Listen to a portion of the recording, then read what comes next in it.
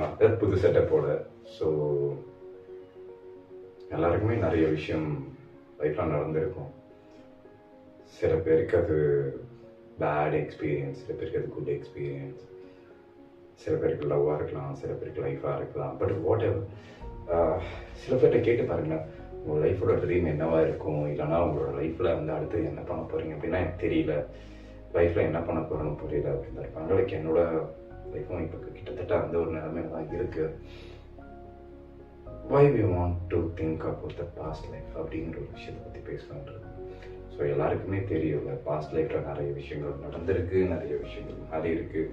ஒரு கட்டத்துக்கு அப்புறம் தான் நான் யோசித்தேன், why the peoples will be hold on something அப்படின்ட்டு. நம்மளை விட்டுட்டு போயிட்டாலும் அந்த விஷயத்த ஹோல்ட் பண்ணியே இருக்கேன். அதுக்கப்புறம் தான் எனக்கே சில விஷயம்லாம் புரிய வந்துச்சு, நானே அந்த விஷயத்த பண்ணியிருக்கேன் அப்படின்ட்டு. அதுக்கப்புறம் தான் தெரிஞ்சிச்சு, நான் எனக்காக பண்ணல, எனக்காக பண்ண, நான் மற்றவங்களுக்காக பண்ணுறேன், நான் அவ்வளோ லவ் பண்ணேன் அவளை அப்படின்னு ப்ரூவ் பண்ணுறதுக்காக தான் பண்ணிக்கிட்டு இருந்தேன். எனக்கே புரிய ஆரம்பிச்சு, லைக் அது ரொம்ப தப்பான விஷயம். உனக்காக ஏதாவது பண்ணுறியா பண்ணிப்போ, மற்றவங்களுக்காக பண்ணணுங்கிற அவசியம் இல்லை. எனக்கு இதை ஏன் சொல்ல வரேன்னா, மாற்ற ட்ரை பண்ணுங்க. நான் லவ் மட்டும் சொல்கிறேன், லைஃப்பையும் சேர்த்து தான் சொல்கிறேன். நான் கொஞ்சம் கொஞ்சமாக மாற ட்ரை பண்ணிக்கிட்டு இருக்கிறேன். ஸோ நீங்களும் முடிஞ்சால் அதை மாற்ற ட்ரை பண்ணுங்கள். இதுக்கப்புறம் ரெகுலராக லவ் வீடியோஸ் இந்த செட்டப்பில் போடலான் இருக்கேன். ரொம்ப நாள் ஆச்சுல. ஆக்சுவலி நான் இத்தனை நாள் வந்து ஃபேஸே காமிக்காமல் தான் எல்லாத்தையும் பண்ணிக்கிட்டு இருந்தேன். ஏன் அப்படின்னா, எனக்கு வந்து ரியலைஸ் ஆக வேண்டியது என் வாய்ஸ் மட்டும்தான், வேறு எதுவுமே கிடையாது, வேறு எதுவும் கிடையாது. புது செட்டப்.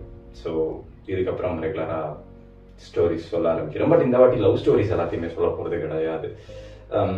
நிறைய பேர் வந்து லவ் ஸ்டோரிஸை பற்றி போடுங்க அப்படின்னு சொல்கிறாங்க. எனக்கு ரொம்ப வியர்டாகவும் இருந்தது.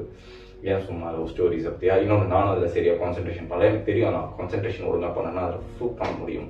லைக் முடிஞ்ச அளவுக்கு கற்பனை கதைகள், லவ்வோட சேர்ந்த கற்பனை கதைகள் அதிகமாக சொல்லலாம்னு இருக்கிறேன்.